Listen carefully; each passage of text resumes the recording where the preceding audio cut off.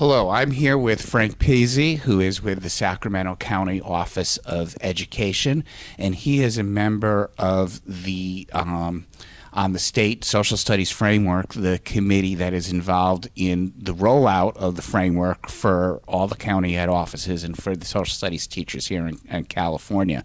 And Frank has been involved a little bit in the development of the framework.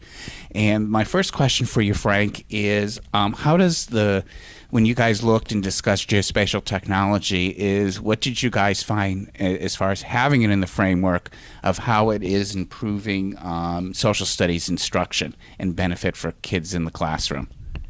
So with our new framework, the biggest shift, or one of the biggest shifts, is around student inquiry. With that, it's having students become very critical consumers of data and information, looking at historical events from different perspectives.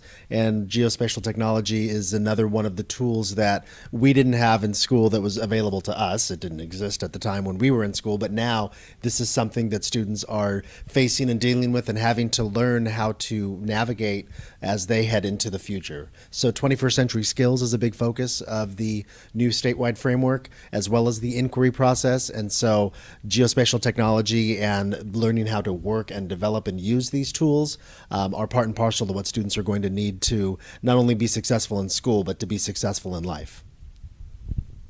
Okay.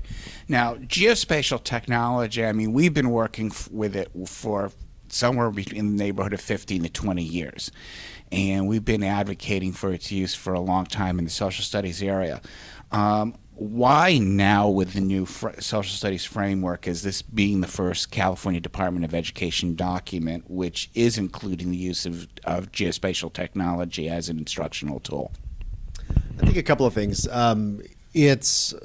It makes sense to fit into the social science framework because of geography and economics and all of the other elements that you would need to use that type of technology. And I think the state of the art has just come along so recently that teachers are able to use geospatial technology with their students in a much less encumbered way. They don't have to have as much training or as much technical knowledge of how everything works, but they're really able to more get into programs and work with students on layers and looking at different bits of data and looking at these different pieces. So I think it makes sense in our sense with the newest framework that's out, the History Social Science framework, that it fits and that it's in there. And it really is keeping up with the time, again, which is another testament to our new framework and how it really is responding to the needs of our students and what they have to really be faced with and work toward as they move through school and move into life.